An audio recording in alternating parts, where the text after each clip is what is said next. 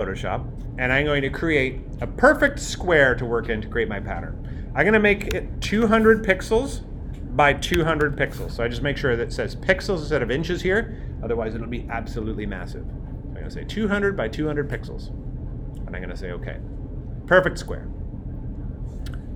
So what we're going to do so it's easier to work with is we're going to zoom in a little bit. Just like Illustrator, I can come down here and I can type maybe 300% to zoom in. I could also use this magnifying glass to zoom in as well. You just click and drag. But I like to work in even numbers, so I'm going to say 300. All right. The next thing I'm going to do is turn on rulers. So I'm going to go up here and say View, and I'm going to say Rulers. It's really important when you're creating patterns that repeat perfectly that we need rulers so we can see exactly how far and where halfway is. Right now, it's showing us our space in inches, so I'm going to view that in pixels, and I think I go to Photoshop, Preferences, and Units and Rulers, and I'm going to set my ruler to pixels. And now I can see over here that's 0, and along the top it goes to 200. That means there's 200 pixels in the first row of the top and 200 pixels down each column. Okay, that's a lot of pixels. All right, the next thing we're going to do is set up some guides. I forget where those are, so I'm going to look in the, so it's under Show Guides. Okay, View, and I lost it. What was it? View, Show, Guides, Smart Guides. New guide, there it is. View, new guide. Guides are going to help us split up our space so that we can make our pattern perfect. So I'm going to say OK, and I got one vertical guide. It's all the way over here. Do you see it? It's hard to see on the projector maybe. This little wee blue line. I'm going to do another one, which was under View and New Guide. That's at 0 pixels. What's halfway? 100, because it's 200 wide. Boom, there's another one. There's our halfway point. Then we're going to do another one. View, New Guide, and we'll put it at 200. The reason we're splitting up the space like this is it helps us when we're trying to arrange things perfectly. Okay, now we're going to do horizontal guides. So I say View, New Guide, Horizontal. We'll put one at 0, and it's up here. And then View, New Guide. We'll put one at 100, halfway. And last one goes at 200. Okay, so now we've got some guides. They're going to help us when we're creating our perfect pattern. Okay, Photoshop has some built-in shapes. We're going to use them for today so that we understand how to create a pattern. When we go on to your own personal project, you guys are going to create your own vectors. So I'm going to click right here, this little blob. See the blob? That lets me, sometimes it's a blob, sometimes it's a rectangle. You push and hold on it. Sometimes it's an ellipse. Sometimes it's a line or a polygon. So I'm going to click and hold and choose custom shapes. And it lets me put more interesting shapes than just squares and rectangles. Okay? These are vectors, incidentally. You can actually create these in Illustrator and add them here. So I'm going to click and hold here, and I have a few different shapes I could work with. If you want a whole lot of shapes to work with, you can click this gearbox here and say all. And it'll say, what do you want to do? We just say append. And then boom, now we got a whole ton of shapes to choose from, including dogs and cats and paws, and stars and ribbons and clovers, and all sorts of stuff. I'm going to use this heart, and I'm going to create a heart pattern. So I click it. There's the fill. There's the stroke, just like Adobe Illustrator. I'm going to put no stroke, but I'm going to put a fill. We'll keep it red.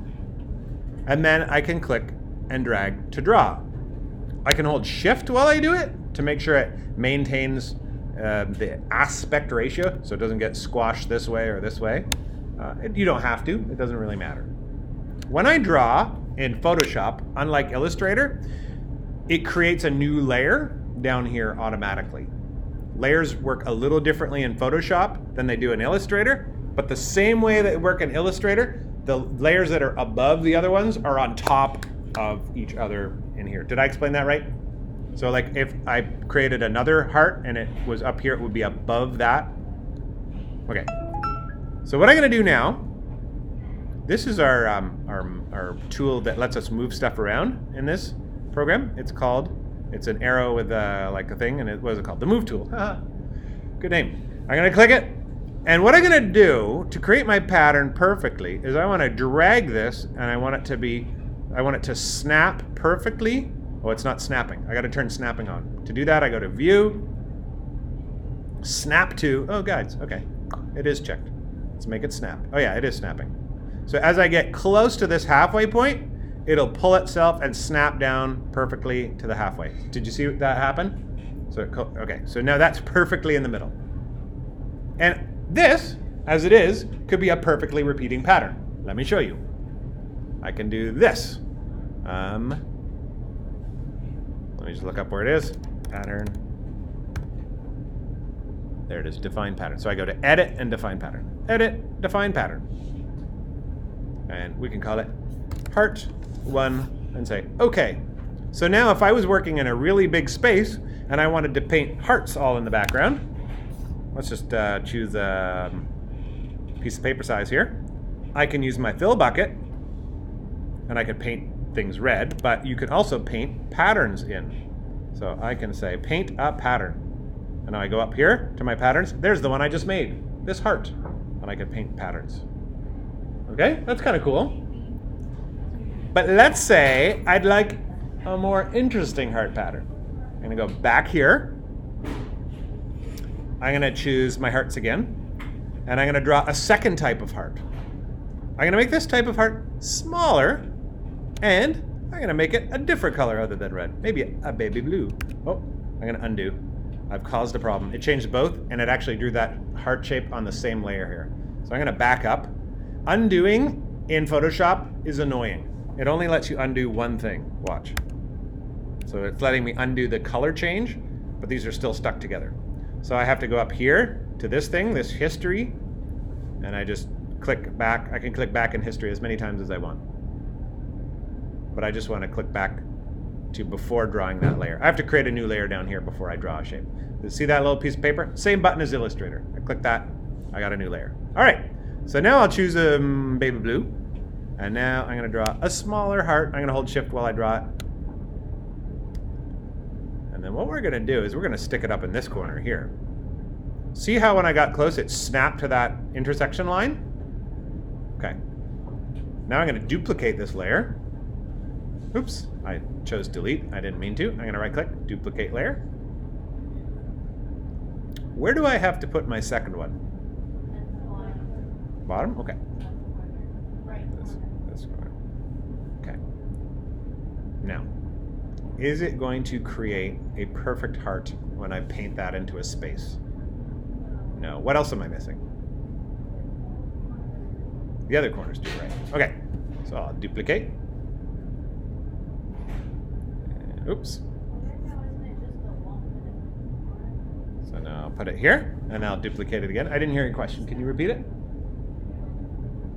And now I'll put it another one all the way up here. Oops, I moved my guide. I didn't mean to. I meant to move my shape. I'll put it up here. I'm going to get rid of this history box for a second and drag it up, and it should snap.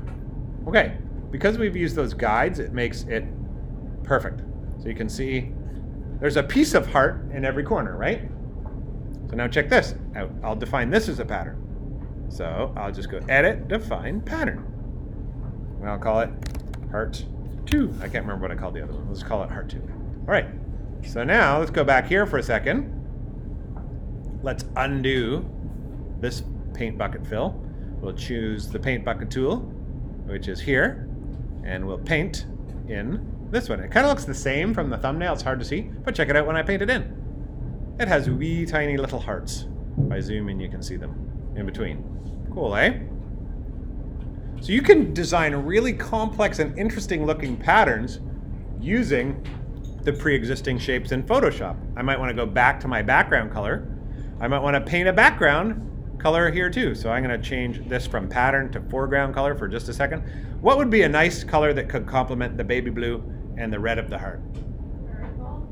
Maybe. I don't know.